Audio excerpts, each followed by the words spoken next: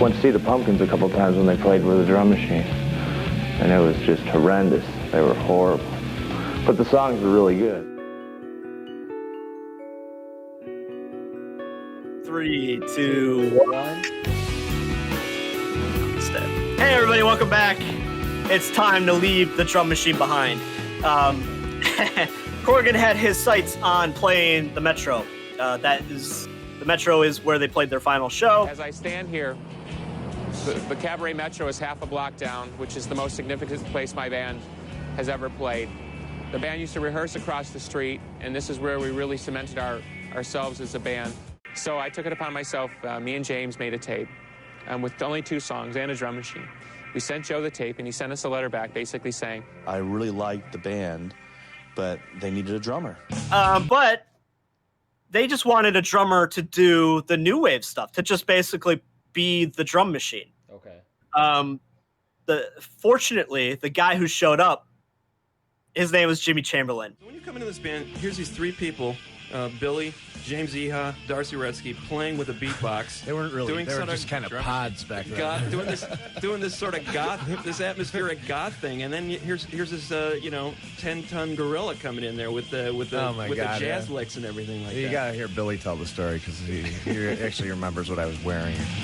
this is where we first started rehearsing with Jimmy in 1988, probably about 4 to 6 weeks before we did the first Metro show. I remember Jimmy came. We were sort of all waiting in there for him, and he showed up. He's wearing a pink T-shirt, stonewashed jeans. He had a mullet haircut, and he was driving a 280Z, and had yellow drums. We're sort of looking at each other in the eye, thinking, "This ain't gonna happen. This is not the guy." Jimmy Chamberlain is a technical drum wizard, a jazz drummer. He learned all our songs, like as only Jimmy can, off the top of his head. And within one practice, we were ready to play. It was amazing. And he just knew right away. I mean, he's that good. And I imagine Jimmy probably just wanted to make a few dollars to buy some beer while he built his probably jazz career. That's probably what he signed up for. And he was like, well, these songs are simple. I can do that in my sleep. Yeah. But over time, Billy started to really see the power that Jimmy had and the chops that Jimmy had. And the fateful story was that Billy Corrigan got them a opening slot to open for Jane's Addiction. Now, Jane's Addiction didn't really have any hits at this point, but they were kind of leading that alternative rock wave, the one that was going to become something in the 90s. And Billy Corrigan said that that was one of the best shows he had ever seen in his entire life. He was blown away by them. And he was blown away by the fact that they combined metal with psychedelic music. Corrigan loves psychedelic music, loves Pink Floyd, loves the Beatles. And here Jane's Addiction was blowing away crowds. And Corrigan just looking at his own bands like, we're just not cutting it. Our simple new wave songs are not bringing this energy that we're seeing. And so he jumped in. And in the early days, Smashing Pumpkins got accused of being a Jane's Addiction ripoff. Obviously, that didn't hold up over time. But I think the comparison is there. It is a psychedelic band bringing some metal edge to it. Yeah. And so here we go. This is the song. This didn't make it to Gish, didn't make it to their debut album. Wasn't a B-side anywhere. But I think this is the song. This was recorded in 1989, where the Pumpkins start to become the real Pumpkins that we all know. Yeah, the Pumpkins we know and remember. Yeah, there's still some new wave elements to this, but it is that transition to what the band that you hear on their debut album. Okay. I love this damn song. This does make my list. Oh no, it doesn't. I love this song. So here we go. This is 1989, Stars Fall In. 1 year after the Screaming performance that we heard.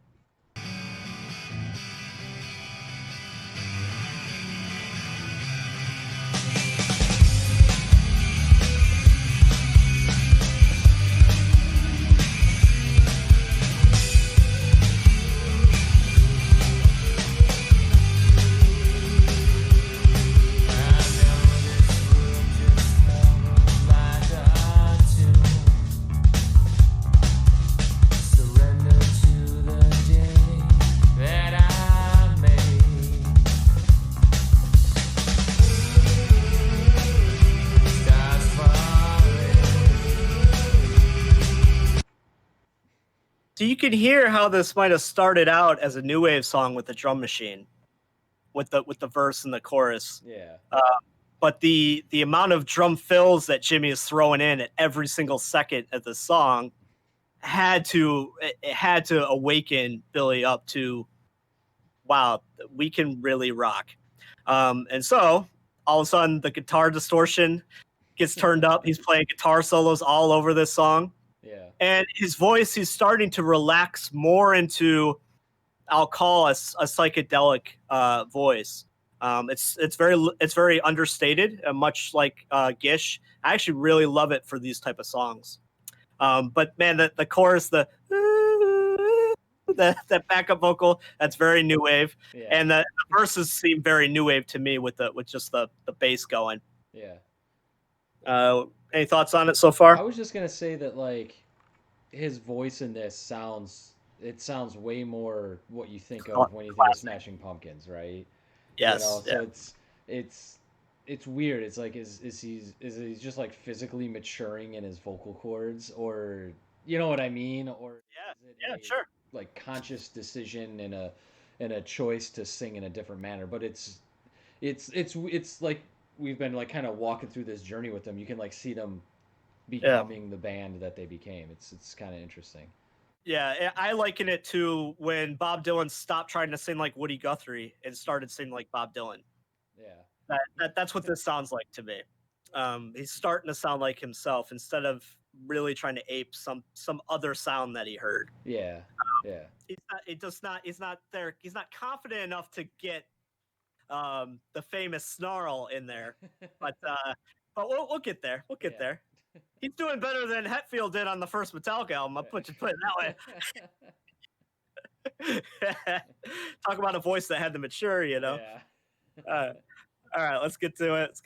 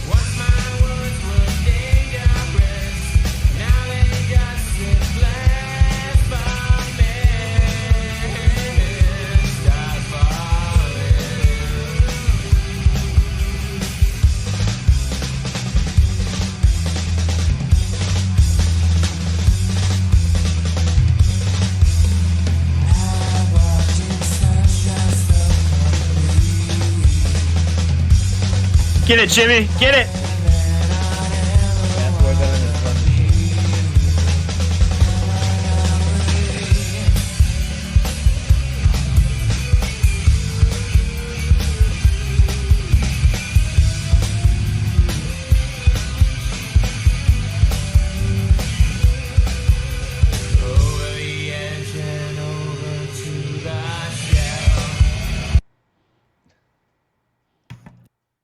I saw a reaction out of you. What would you like to say about that part? Man, the drums in that part were awesome. Oh my god. I mean, maybe because we were like talking about it and, you know, you're kind of listening for it. I tend not to pick up on the drums in songs very often. Yeah. And it was just like that part, you like heard it build up and like kind of thinking back to the drum machine. Not, you know, yeah. Right. All of a sudden. What? Yeah, and you get a real good flavor for the technical skill that he has and how it works really well. And it's one of those things where you hear it, and at least for me, I was like, man, it adds so much more to this part of the song, the way he's playing it like that. You know, again, comparing it to the drum machine, right? You know, and it's impressive to say the least. Yeah. This is the first demo they recorded where Jimmy sounds like Jimmy to me. All right, let's I want to get back to that and then we'll let it play through. All right. It's so good.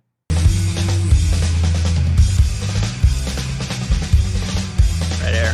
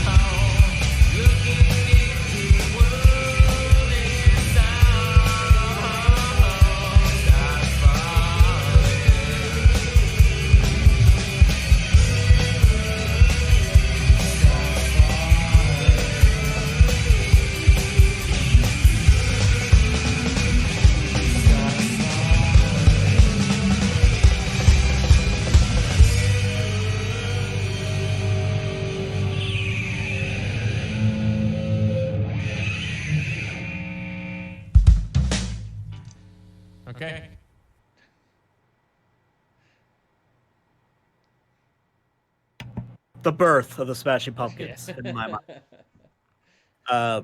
I love that little part at the end. Okay, Yeah, we did it. I guess we're doing this. I love it, man. It feels like such a goodbye to the early new wave stuff, and also such a step in the future. All of a sudden, both guitarists sound really crisp, and you can hear both playing on each other. Yeah, and the guitar tones are starting to sound more pumpkin-y. I love all the guitar solos on it, and then of course Jimmy just kicks ass. And I love that the chorus is "Stars Fall In." And I'm sure that I'm reading too much into this, but the way I always hear it, it's like their lucky star just fell into their lap. They really weren't going anywhere until Jimmy showed them. And then, not that they didn't have talent, but Jimmy showed them what they could be. yeah. And stars fall in. There you go. Yeah, one of the things I've noticed in this, I don't know if I just remember it, the Pumpkins doing this, and other bands have, and I just don't remember for some reason, but I feel like with like Metallica, it's, when the lead singer is singing, it's kind of, the riff for the song, and then when the guitar is playing a solo, most of the time nobody's singing, right? For some reason, I feel like the Pumpkins are like, fuck that rule. We're gonna play a solo and we're gonna sing over it and we're gonna make it work. And like this has that in it, and I think I've always thought that was something pretty cool and different. And like I said, I mean, I'm sure other bands do it, but the Pumpkins have a way of doing it that is just, it's different, and it's like it's a solo, but it's not. I don't know. You know what I mean? Like it's I know exactly what you're talking about. Yeah. Absolutely. You'll get guitar solo-esque stuff in the verses. Yeah. And we're going to see a lot of that in future Pumpkin songs. And it is one of the big things why I love this band so much. As stars fall in, next we're going to do their first album, Gish, their debut album. We're going to get to it. All right, I'm Justin S. James, Smashing Pumpkins Top 50.